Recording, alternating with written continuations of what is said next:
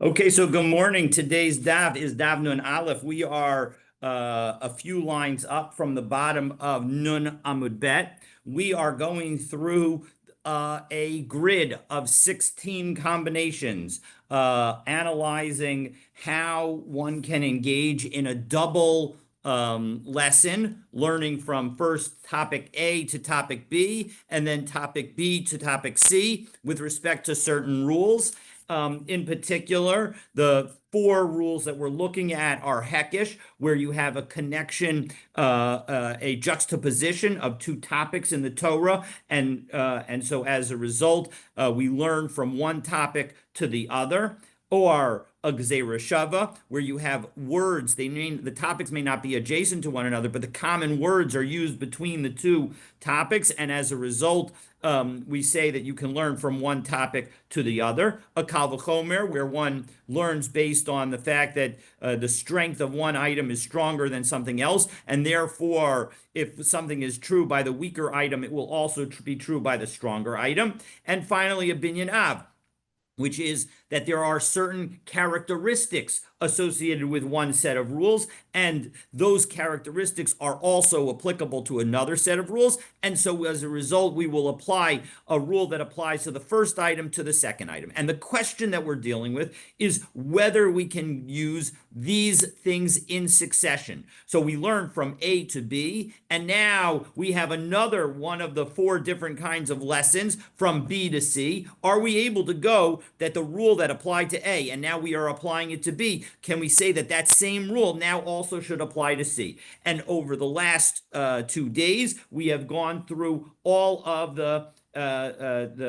when the first item is a hekesh, we've gone through all the possibilities. If it's a hekesh followed by a hekesh, you can't do it. Hekesh followed by a Gzeira Shava, you can't do it. Hekesh followed by a Kal V'chomer, you can do it. And by the way, this is all talking about within the area of Korbanot, in Kodshim. Outside the area of Korbanot and Kodshim, etc., you would be able to do all of these in succession. But in connection with Kodshim, we say that you cannot do all of them in succession. We're going to say that you can do some, but that's what we're going through right now. So again, Hekesh followed by Hekesh and Hekesh followed by Gzeira Shava. That's what we did on Sunday, and we said at the end of Sunday's daf that you cannot do that. Yesterday we saw that a Hekesh followed by a Kal V'chomer you can do. A Hekesh followed by a Binyan Av, it's unclear. And then we went to the Gzeira Shava list. So the Gzeira Shava followed by a Hekesh. We had a machlokus between Rav Papa and Ravina on the one hand and Mar Zutra on the other hand. Rav Papa and Ravina felt absolutely you could do it because what you focus on is only whether the last item is Kodshim and not whether the earlier items are Kodshim. And since the last item is Kodshim, and we have an example where we do this kind of lesson. So as a result, Rav Papa and Ravina say that absolutely you can do it. Whereas Mar Zutra says, no, you need to not only have the first and you need to not only have the last item, but even the first items would need to also be involved Kodshim to answer the question of whether you can do it. And so the example that Rav Papa gave is not in fact in Kodshim, and therefore you can't bring a proof from it, and therefore we are not clear whether Gzeira Shava followed by a Hekesh would work. Okay, so that's Gzeira Shava followed by a Hekesh. Next we saw Gzeira Shava followed by Gzeira Shava. You absolutely can do it. Similarly, Gzeira Shava followed by Kal V'chomer, you can do it. Gzeira Shava followed by Binyan Av, we said that Teku, we couldn't tell. Back to Kal V'chomer, so that's the Gzeira Shava line. Now we're at Kal V'chomer. Kal V'chomer followed by Hekesh. So Kal V'chomer followed by Hekesh, Rav Papa and Ravina's lesson, and the fact that you can do a Gzeira Shava followed by a Hekesh, so then certainly you can do a Kal V'chomer followed by Hekesh because Kal V'chomer is easier than a Gzeira Shava and applies more generally. So as a result, according to Rav Papa and Ravina, you can do it. But for Mar Zutra, who says it's not clear whether you can do a Gzeira Shava followed by a Hekesh, he wouldn't be able to learn that Kal V'chomer, and therefore he's left with Teku. It's unclear whether Kal V'chomer followed by Hekesh would be doable. Then we saw that a kal v'chomer followed by a gzeira shava is doable according to everybody, and a kal v'chomer followed by a kal v'chomer is doable. And that leads us to where we are at the moment, to kal v'chomer followed by a binyan av. And that is where we're going to pick up at the 1, 2, 3, 4, 5, 6, 7, 8, 9, 10, 11 lines up. Their last word on the line, there's a period, at least in my Gemara, right before the word davar. And so let's take a look. Davar halamed b'kal v'chomer ma'hu sheyalamed b'binyan av. Can we do a kal v'chomer first and then a binyan av? So Amar Rabbi Yirmiyah Tashma, let's hear the following Mishnah, and we will see during the course of this Mishnah that we are going to use first the kal v'chomer and then a binyan av, and that's going to show that you absolutely can do it. Now, in the end, we are going to say that in fact the binyan av was not actually a binyan av, and moreover, this was not actually a situation involving kudshim from the start, and therefore it's not necessarily a good proof. And as a result, at least according to Rashi, we are going to come to the conclusion that we don't know whether we can do a kal v'chomer followed by a binyan av. But let's take a look and see what the try is. So malak v'nimtzas treifa. Now, as a background, it's important to know that when you shecht an animal, even though it turns out to be a treifa and therefore not kosher, it is no longer subject to the tuma that's associated with a nevela. Now, for a big animal, for a regular animal, for a non-bird animal, we'll put it that way. So if in fact it's a treifa, then carrying it and touching it are going to be the way to convey tuma. But for a dead bird, as it turns out, maybe it's because birds are so common to be dead, touching it is not enough to and are therefore lying around in cities, etc. So it would be very difficult to have a life where even touching a dead bird would result in tuma. A dead bird only conveys tuma when it is swallowed. And so which of course is not kosher, so it's a double problem. But in any event, that's the situation. So now we're going to say, what about malika, done in the Beit HaMikdash in connection with a sacrifice, a bird sacrifice? Do we say, now ordinarily bird sacrifices are not eaten by the person who brings it, but some of them can be eaten by a Kohen. But in any event, malak v'nimtzas treifa. If a Kohen did malika and it turns out that the bird's a treifa, and so now, what's the status of it being tameh? So Rabbi Meir Omer, Eina mitama beis habliya. It does not contaminate through swallowing, and so as a result, it's just not tameh. Just like both a regular animal that is shechted and a bird outside the Beis HaMikdash that is shechted to be eaten. In both of those situations, you would say that it's not going to be tameh, even if it turns out that it's not kosher because it's a treifa, because it has some defect in it that results in it not being able to survive. And so as a result, it's not considered kosher according to the Torah. Rabbi Yehuda Omer, Rabbi Yehuda disagrees. And he says, no, mitamah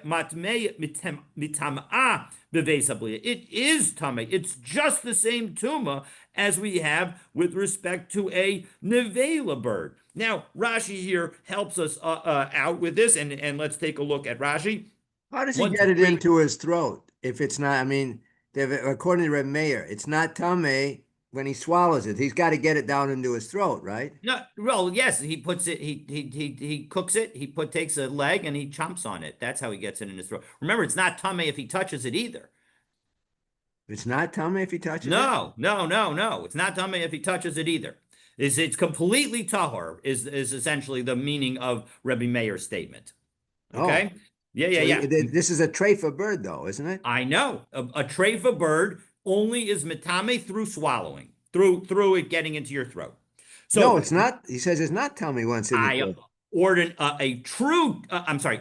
If I said, I apologize. You're right. I said treifa. I meant nevela. A nevela bird is metame only through swallowing, only through consumption, only through it getting into your throat. It is But not tame by picking it up. So as a result, if you happen to be the person cleaning the streets and you come across a bird, you are not going to be tame by sweeping that bird into a container and then you're lifting the container and putting it into the trash. Whereas if you saw a nevela of a different kind of animal, a kosher animal or a large animal, then and you did the same thing, when you lift it up, it is now, even though you didn't actually touch it directly because it's masa umaga, it's tuma through carrying and touching, you have now carried it, and as a result, you would be tummy. And so as a result, that's the difference between a bird where you don't have that tuma, and but you do have the tuma if you swallow it,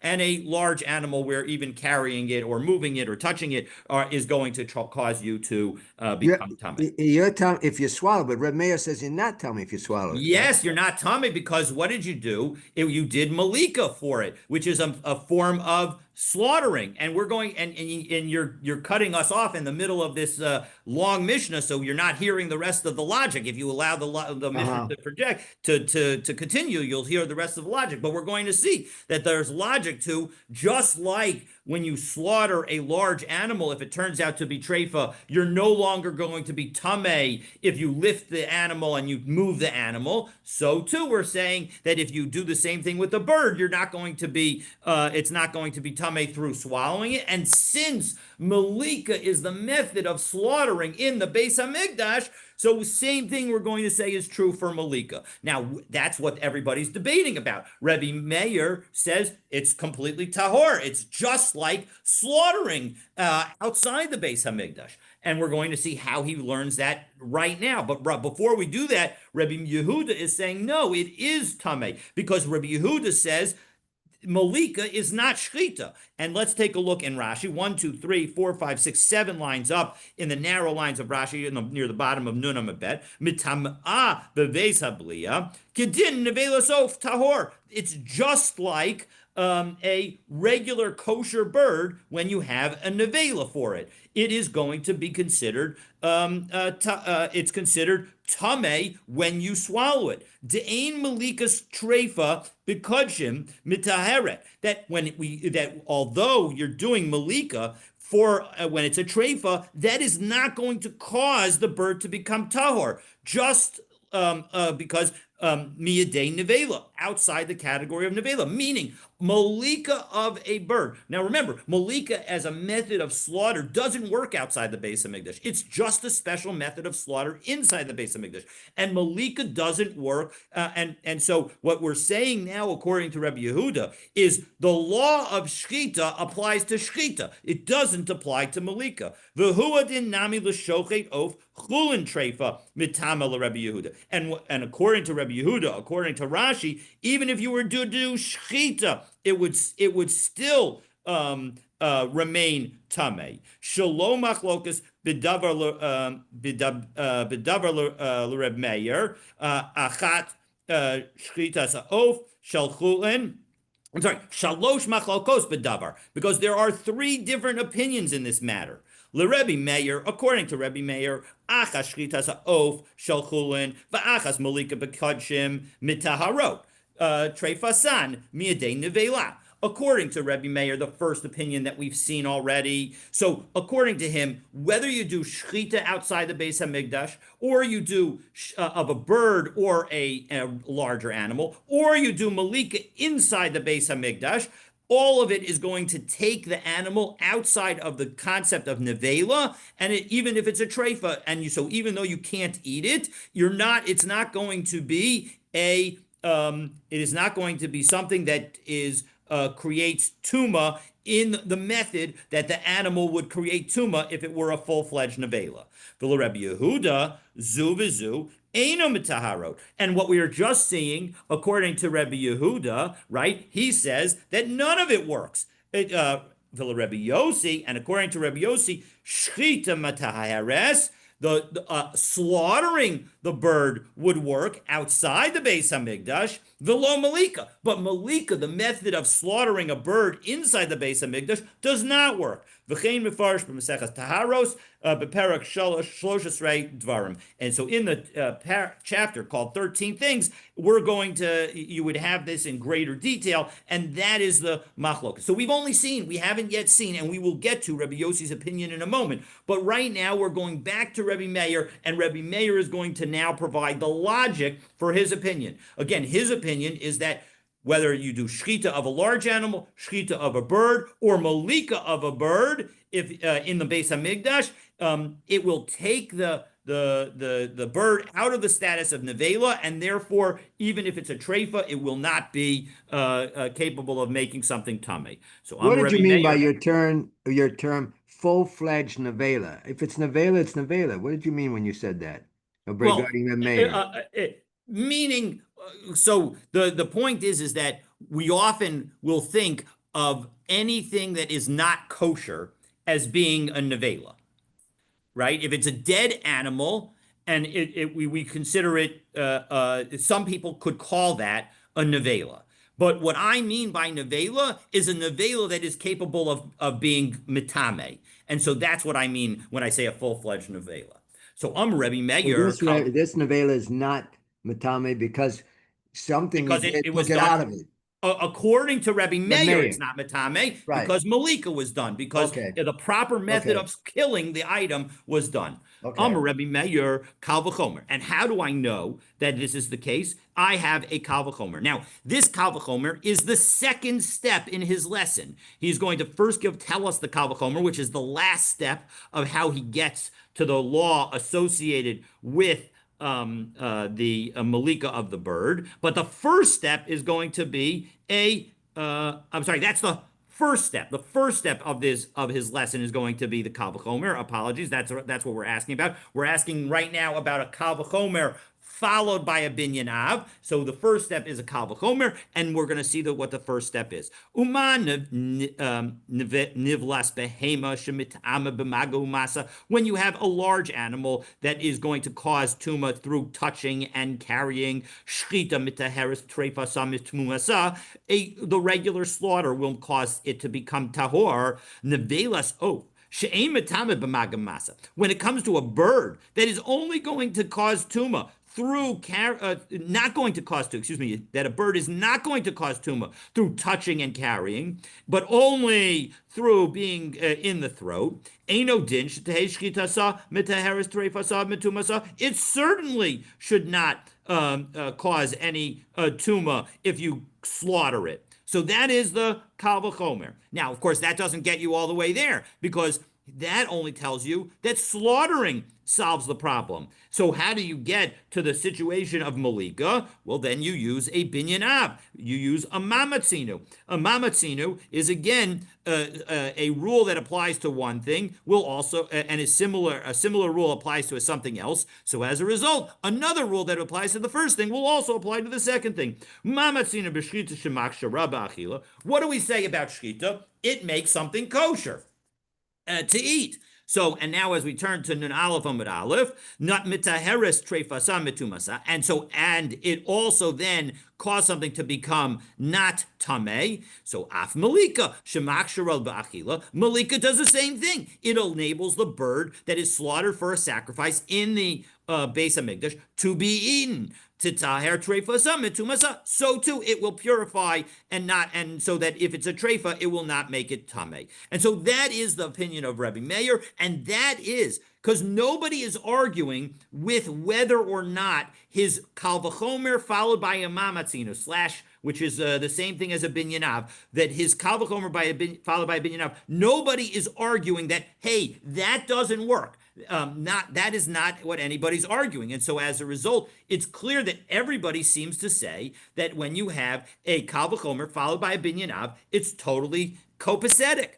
So Rabbi Yossi Omer, and now we get the third opinion in this Mishnah, Daya kenivlas behema tahora. No, you're trying to use this kal v'chomer, but now you're applying it beyond the scope of the kal v'chomer. So sheshchita samit harta. All that you can say is that shchita is good. V'lo malikasa, Malika doesn't necessarily do anything. And so as a result, we end up with the three different opinions. Rebbe Meir says whether you use shchita, Malika, big animal, bird, doesn't matter. If you do the proper slaughtering and you make it kosher, and in an ordinary case, if it were actually a treifa, so therefore you can't eat it, it's going to not cause tuma.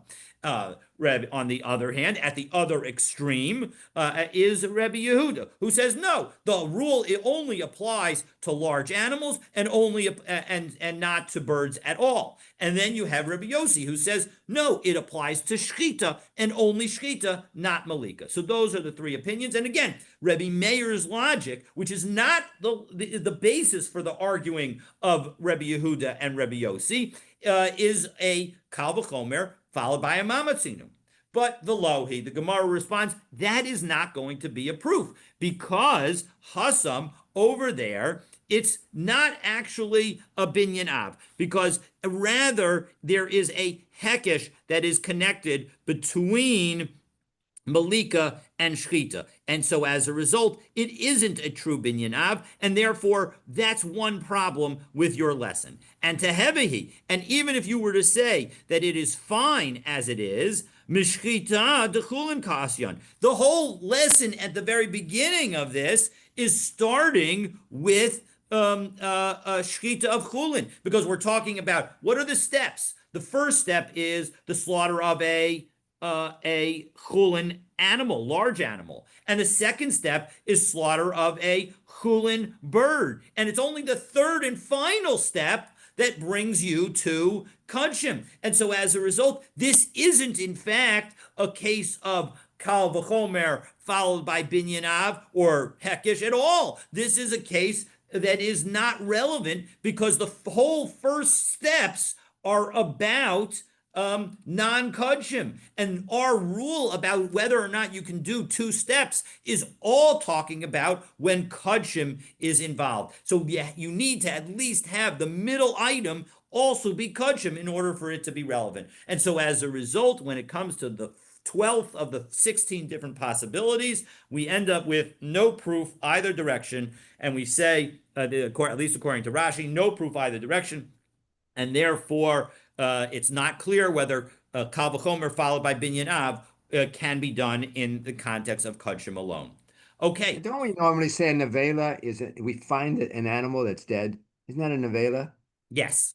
So what are we talking about here? Shechting a nevela. The animal's already dead, right? No. I'm a little confused. No. We're talking about malika and shechta on a nevela.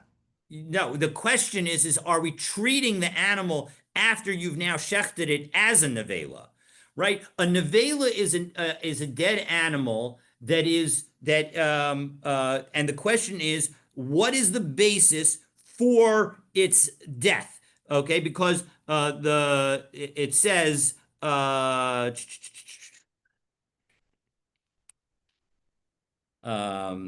you know what? Let's do the following Rashi. We'll go back to Nun Amabet, third line down in the medium wide lines. Shchitasa mitaheret trefasa mitumasa. That slaughtering causes the animal to be tahor from its tuma. And so, what is the basis of that lesson? So, this is a later parak in Chulin.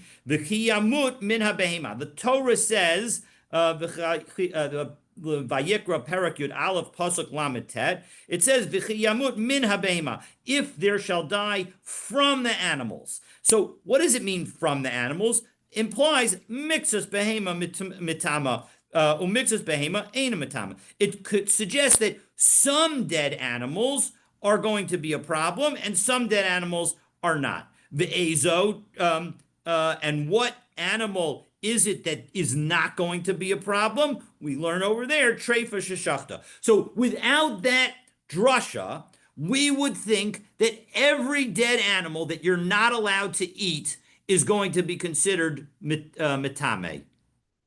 Okay? But we have this drasha, and so as a result, you're right that a large animal that is slaughtered and turns out to be a treifa is not considered a nevela. But the question is, what about other animals, like a bird? Do we say that a shechted bird that turns out to be a treifa, is that also considered a nevela, or is it not considered a nevela? That's the issue that's being dealt with in this Mishnah. This Mishnah is that we'll actually have in a couple of weeks. So it's after the fact. We don't know that this animal is a nevela or treifa until after it's shechted. Of course not. You're right. Exactly. So that, but we're talking about being metame from a shechted. If he shechs it seemed like the Gemara is saying if he shechs a nevela, No, is no, he no, no, no. metame? I don't know where you got that he's shechted in nevela. No, he's shechting an animal that is Right. live. And now the question is, it turns out that it's a treifa, and the question is, do we treat it like a nevela? Is it considered a nevela and therefore metame? Okay, it was a little bit because it wasn't so clear because when we Okay, talked I about hear you. check All right. and nevela, I'm thinking, wait, but nevela is already a No, dead no. animal. The question is afterwards, does it become, do we Right. treat it like a nevela? So All we right, so find now out we're afterwards that we find out that it's a treifa.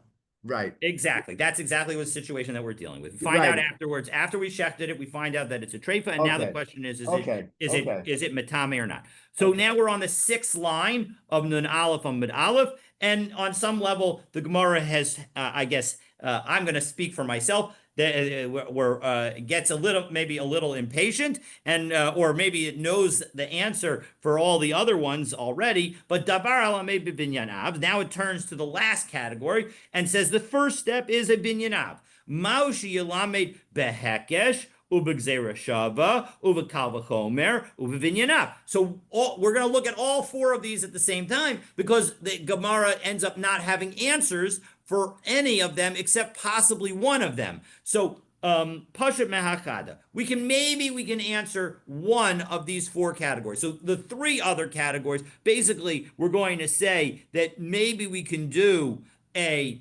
binyan av followed by a binyan av, and so maybe that's going to be our proof, on the last of them. But binyan av followed by hekesh, binyan av followed by kzera shava, binyan av followed by kal v'chomer. It's clear we don't have any evidence of whether or not you can do it, and the Gemara does not attempt to address that. And so as a result, for those three, it's clear that it's not possible to do. And so we have definite question marks for all three of those categories. But what about the binyan av followed by binyan av? Maybe we can answer that. So pasha mehachada, we could try and answer one of it, specifically this binyan av followed by binyan av. So it's a brisa. B'mnei ma amru. Why do we say lan bedam kasher, that if you have blood that is that has stayed towards past sundown and now is no longer capable of being put in a kosher manner on the mizbeach, it's nonetheless kasher in that if it goes on the mizbeach, you're not going to have to remove it. Shaharei lan be'emurin kasher. Well, the reason that we say that is because the same thing is true with respect to the sacrificial limbs of a sacrifice. That again, if it stayed overnight and you forgot to put it on during the course of the night, and so as a result, it also is kasher if you put it on the mizbeach, even though you're not supposed to, because now it's already not a kosher sacrifice any longer because it was left overnight. But if you did so, we are not going to take it down off of the mizbeach. And why do we say that? Lan be'emurim kasher. Why do we say that if you put the sacrificial parts overnight on the mizbeach, you don't take them down? Sharei lan bevasar kasher. Because after all, somebody who eats a shlamim, which is capable of being eaten for 2 days and 1 night in between, if you were to leave the meat over from day 1 to day 2, it is kosher. And so as a result, just like there's an aspect of kashrus associated with the meat of a shlamim, we're going to say that therefore it's also going to be true with respect to the emurin, and it's also going to be true with respect to the blood. Now, if you're thinking to yourself, wow, David, how is it possible to learn from the fact that a shlamim, which is specifically said in the Torah, that you can have it for 2 days and 1 night, That the fact that it's kosher on day 2, how do you learn that that could somehow tell you something about leaving sacrificial parts overnight or leaving the blood past sundown? How in the world do you get to that? That is going to be a question that we are going to deal with, God willing, tomorrow. That is absolutely a question, but the Gemara is not going to deal with it. The Is it Gemara only is now talking about Emurim of the Shlamim or any Emurim? any Amurim, any Amurim. That's a And big question. yeah, no, it's talking about. I mean, this is true for all Emurim. You have to put the sacrifice needs to be burned that night. Any sacrificial parts are required to be burned that day and by the end of that night. That's what the requirement is. So the point is that what we've now done is we've done a double double a Binyan double binyanav. We started with shlamim, we then went to emurim, and then we went to dam. So that if in fact this was valid, this would be a proof that it all works. Now, in the end, we're going to say that this is not a proof. But before we do that, we are going to go through the rest of this brisa. This brisa is, we're going to then also analyze this brisa. So this brisa is going to take us not only of today, but into tomorrow as well. But let's take a look at the rest of the brisa, because now we're going to talk about something else. This is no longer the proof. The proof we've already made. We had a double binyan av, and now we're going to continue with the rest of the brisa. Yotze, what about if you took something out? Because again, this brisa is dealing with various items that are not kosher, but if you put them on the mizbeach, we're not going to tell you to take it off. So if you have meat that was taken out of a sacrificial part of a sacrifice that was taken out of the courtyard and therefore is required to be burned because because it's no longer a kosher sacrifice, but now you brought it back in and you put it on the altar, ho'il v'yotze kosher bivama, because if when it comes to bamot, which were altars that were outside the Beis Hamikdash and were permitted during specific eras within the Jewish people, when they didn't have a Mishkan in Shiloh and they didn't yet have the Beit Hamikdash. So in those times, you were allowed to do a personal bama, and we know that a personal bama is outside the Beis Hamikdash, and its sacrifices are kosher. So as a result, similarly, if you were to take out a sacrifice from the Beis Hamikdash and now bring it back in and put it on the altar, we're going to allow you to leave it there. Now, if you're thinking to yourself, I don't understand how you can learn from a situation where it's explicitly permitted in the Torah to a situation where it's explicitly prohibited. You're asking an excellent question, and God willing, we're going to be dealing with that tomorrow. Tameh, again, if you have a contaminated sacrifice that is tameh and therefore is not supposed to go on the mizbeach, since if the community was all tameh, we would allow a tameh person to bring the service. Therefore, we allow this tameh animal to stay on the mizbeach, and it doesn't need to be taken down. Chutz lizmano, if you were to think about doing some aspect not on the right time, and as a result, it would be pigul. Hoa umaratza lefigulo, since the slaughter that you did is kosher enough to make the animal pigul. Because remember, one of the requirements of pigul is that everything you did, other than having the thought about doing something at the wrong time, has to be kosher. And only if the one thing you did wrong is having that thought will the animal be pigul. And therefore, the slaughtering that you did is considered kosher enough, so to speak. And therefore, if you put that pigul animal on the altar, it's not going to be taken down. Chutz limkomo. Similarly, if you had something that's outside, you plan to eat it outside the regular place. Well, there's a connection, a hekesh from chutz l'zmano to chutz l'mkomo, and therefore, just as chutz l'zmano, you're allowed to leave the the animal on the altar, so too you'd be allowed to leave the animal, the sacrificial parts on the altar if for a chutz l'mkomo mistake as well. Shekiblu psulin, or if the blood was received, again, the blood needs to be received by a Kohen who's a legitimate person. Vizarku daman, or the blood was thrown by someone who's disqualified.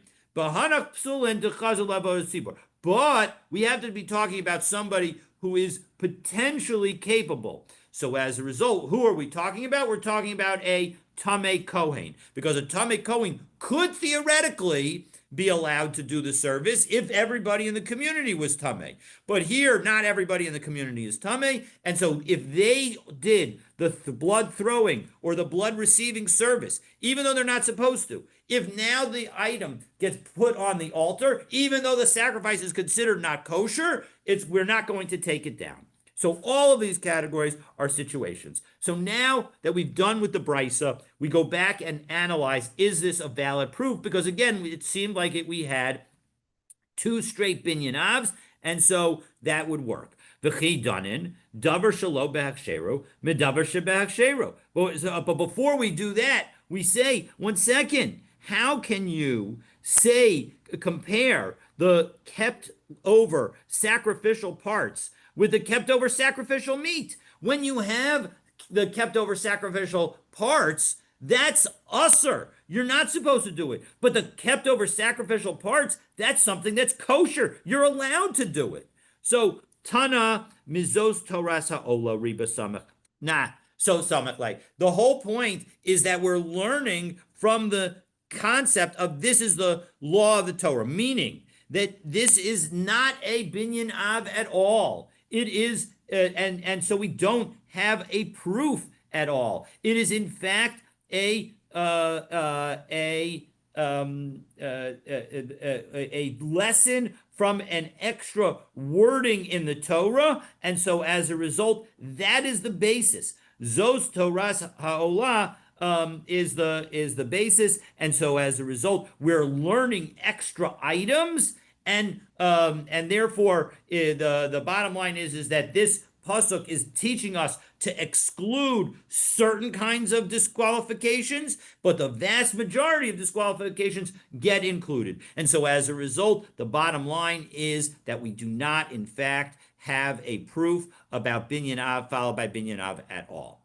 But now we've cited this long brisa. So now the question is, Shairei Hadam. So now we're going to go through the brisa on a piece-by-piece basis. I'm sorry. My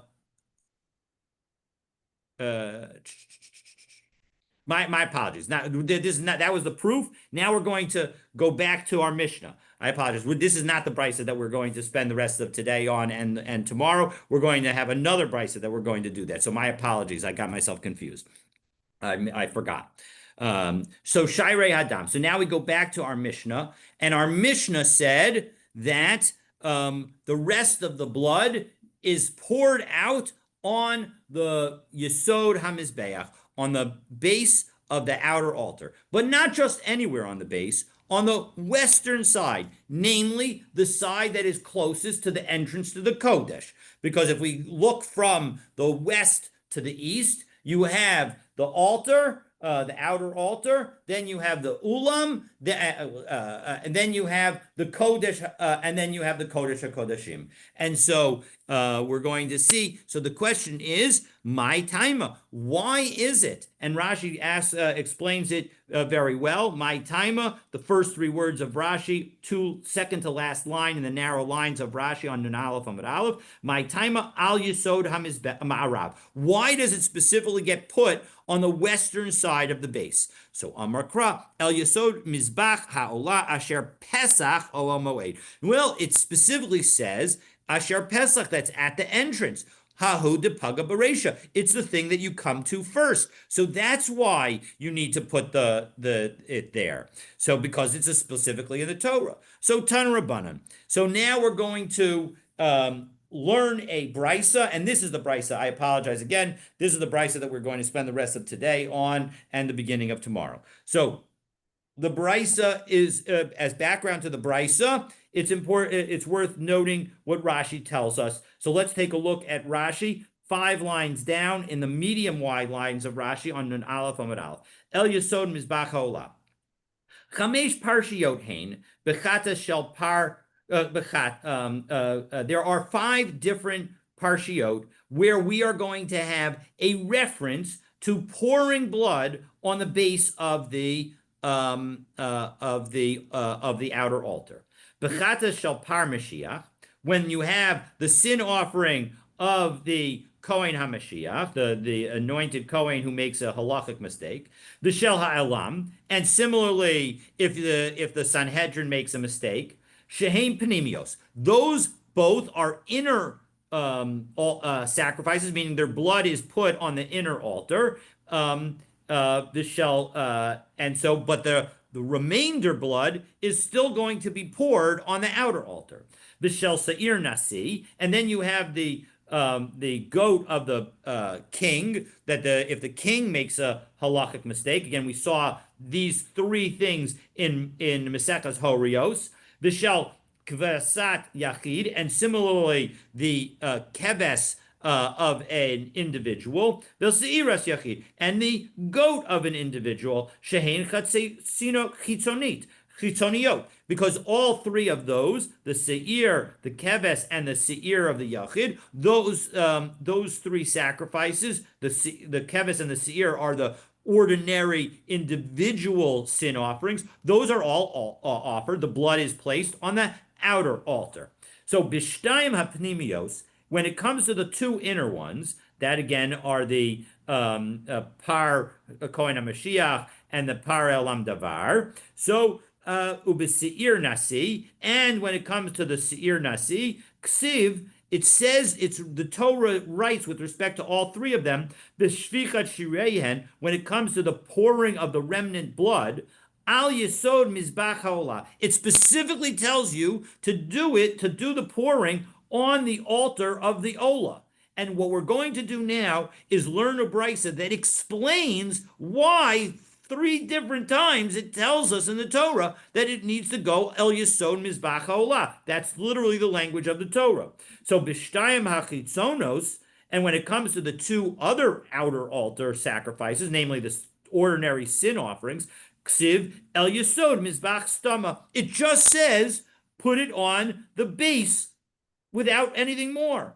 The Kedarish Tana Tlasa El Mizbach El Yesod Mizbach HaOlah. The Yud adds the word Yesod. El Yesod Mizbach HaOlah. And so we're going to now have a Tana who's going to teach a brisa, who's going to learn 3 lessons from the 3 times Lama Perish HaKasav. Why 3 times the Torah specifically needs to tell us El Yesod Mizbach HaOlah. So let's go through all 3 times. So now back into the Gemara. Again, we did Tana Rabbanan, but we need to, we're now 2 lines below the 2 dots. Tana Rabbanan. El Yesod Mizbach HaOlah, the first time, which it says in connection with the Kohen Gadol's bowl. Lo Yesod Mizbeach HaPnimi. It's telling you, don't do it on the outer, on the inner altar. You do it on the outer altar. That's where the Olah goes. Now, a second time, El Yesod Mizbach HaOlah. The second time it repeats it. Now in connection with the Par Ha'edah, namely the Par Ha'elam Davar. So it says, Ein Lo Yesod L'Pnimim Atzmo. That second time is to tell you, hey, the Yesod is only a feature of the outer altar. It is not a feature of the altar in the Kodesh, of the golden altar, of the inner altar. And then finally, El Yesod Mizbach HaOlah. Third time, this is when it says it in connection with the Seir Hanasi. So then, Ten Yesod Mizbeach Shel HaOlah. Why does it say it the third time? It's to telling you, Ten Yesod Mizbeach Shel Olah, that you have to put on the outer altar, on the base of the outer altar, the blood of every sacrifice. Even though it's just said in connection with the Torah for 5 sacrifices, the five that we mentioned in Rashi earlier, it's telling us that the leftover blood for every sacrifice needs to go on the outer altar. Oh, Eino Ella, 1 second, maybe not. Now again, this is the classic language approach of a brisa of a Tanaic statement, where we then go and say maybe it means the opposite, and then we reject that and we stick with what we said in the beginning. So let's take a look. So Eino Ella mizbecha shel ha'ola yehi lisod. Well, maybe it means that the ola should have that it's what it's telling you is that it's almost like im Eino Inyan, that what it's telling you is that this is where specifically you need to put the blood on the corners when we make two applications that get the blood on four different sides of the Mizbeach. Maybe what it's telling us is that you specifically need to put those blood applications where there is Yesod. So Rabbi Yishmael says, you don't need the Torah to tell you that, because a Kal V'chomer tells you that. My shirayim she'ein mechaprin, when it comes to the leftover blood, which does not create any sense of atonement to Unin Yesod, you have to put the blood on the Mizbeach up where there is a Yesod. Tchilas ola mechshe mechaperes, when it comes to the putting of blood of an ola or any other thing, which is creating some level of atonement, Eino din she'te'una yesod. Of course, it needs to be put where there is a base, and so as a result, the repetition of the words El Yesod Mizbach HaOlah is not telling us that you need to put the blood above. When you put the affirmative blood as part of the sacrifice, you need to put it where the Yesod is. Rather, it's telling us that every sacrifice, the leftover blood needs to be put on the Yesod. That's what it's telling us, exactly as we just said. Now the Brisa continues. Rabbi Akiva. Rabbi Akiva says, no, that's not the Kal V'chomer. I can give you a different Kal V'chomer. Now this Kal V'chomer is very similar to the Kal V'chomer we just saw, but it's not identical. And the Gemara will eventually tell us how it differs. Mashi Rayim she'ein mechaprin ve'ein ba'in l'chapara. When it comes to the leftover blood, it does not atone, and it does not have any aspect of atonement to Una Yesod, and yet it requires the base. Tchila Sofa, Shemechaperes, Uva Lechapara. Not only does it atone, but it comes for atonement. Now, what exactly that means and how does it differ from Rabbi Yishmael? You're going to have to stay tuned for tomorrow's daf in order to find out. Eino din she'te'una yesod. So of course it also requires a yesod. So as a result, again, both Rabbi Yishmael and Rabbi Akiva continue. Im kain ma Talmud lomer el yesod mizbach ha'olah. What do we do with it? Ten yesod lemizbecha shel olah. The bottom line is that every sacrifice needs to have its leftover blood poured on the base of the altar that is used for carbon olot. So now we begin to analyze this brisa. Amar Mar El Yesod Mizbach Olah. Again, we're going to continue this analysis even through the day tomorrow, through at least some of the day tomorrow. So on to the base of the altar. V'lo Yesod Mizbach HaPinimi. Again, and we said it means not the base of the inner altar. So Hami Baile Lekufei. 1 second. How can you tell me that this phrase is telling us not the base of the inner altar? Don't we need this phrase to tell us that you have to pour the leftover blood in the first place and where you need to pour it? Maybe it doesn't tell. Maybe you're not supposed to learn that it doesn't, that the inner altar doesn't work. Maybe you're required to pour it and you're required to pour it on the outer altar, but it would also work on the inner altar. So how do you know? So how do you know that it's specifically coming to exclude the inner altar? So no, may asher pesach o moed nafka. No, because it says that you got to do it at the entrance of the tent of meeting. That is specifically means that alone would mean that it's the Ola altar. So why do you need to tell me that it's specifically the Ola altar? It's to tell you that it means not the inner altar, because we would know that just by telling me Asher Pesach Ola Moed that it means the outer altar. So that was piece number 1.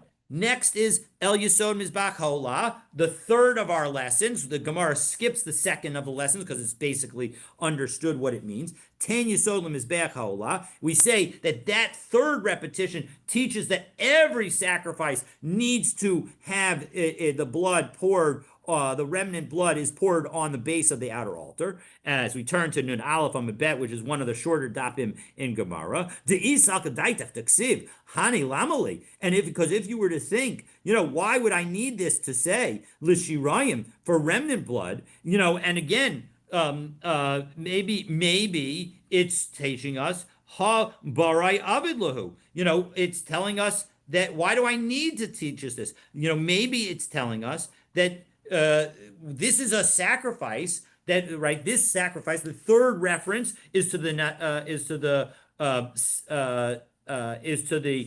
korban of the nasi, and the korban of the nasi is brought on the outer altar, and so certainly it should be the case that its blood, the leftover blood, would be poured on the outer altar.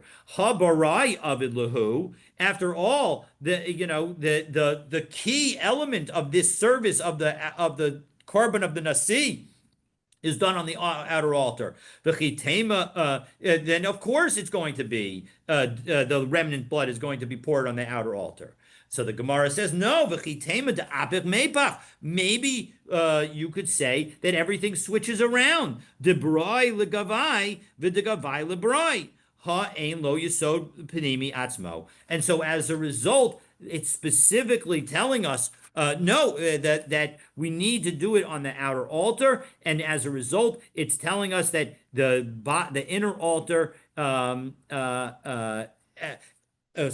let me back up. So the question is, maybe what it's trying to tell us is that meaning, how do I know that in fact this language is extra? Because maybe I might have thought that you would put it on the inner altar because we're flipping everything around. And just as the two sacrifices, the Par Elam Davar and the Par Kohen HaMashiach, the blood is sprinkled on the inner altar, and then the remnant is poured on the outer altar. Maybe I might think that when it comes to the Nasi, his blood is sprinkled or thrown on the outer altar, and so maybe his blood should be poured, the leftover blood should be poured on the inner altar, because we're supposed to reverse everything. But our second lesson, right, the second time that it repeated the language of El Yesod Mizbach HaOlah, already told us that the inner altar doesn't have a base. So as a result, you can't think that it's coming to tell us a confusion that we're supposed to flip it around. And therefore, what do we have? Therefore, the wording is extra, and therefore, what it's telling us this third time of saying El Yesod Mizbach HaOlah is telling us that not only do these 5 sacrifices have this rule, but every sacrifice has the rule that the leftover blood is poured at the base of the outer altar. And so that's where we're going to stop at the moment, but we have not done analyzing the brisa. And so for the continuation of the analysis of this brisa, you'll have to stay tuned, God willing, for tomorrow's daf. We're saying that all the blood has to be spilled on the all the remnant blood, all the leftover blood. The shirayim has to be go on the base of the outer altar. Correct. Chitzon. Exactly, the mizbeach hachitzon. And that's for all the 5. For all 5 of the different kinds of sacrifices where it specifically tells us. But the third of the repetitions of El Mizbach Yesod HaOlah is telling us that not only does it apply to those 5, but it applies to every sacrifice. Rashi cites the 5. Rashi, when we saw the Rashi, because Rashi was giving us the background to note that 5 times it explicitly says in the Torah that you have to pour the blood on the base of the outer altar. Mm-hmm. Now, 3 of those times it also references ha'olah. And so what are we doing with those ha'olah? That's what the brisa is telling us. The first one is to tell us specifically the outer altar and not the inner altar. The second one is to tell us that the inner altar doesn't even have a base. And the third one is to tell us that this rule that you apply pour the shirayim on the base of the outer altar applies across the board, even in cases where it's not mentioned.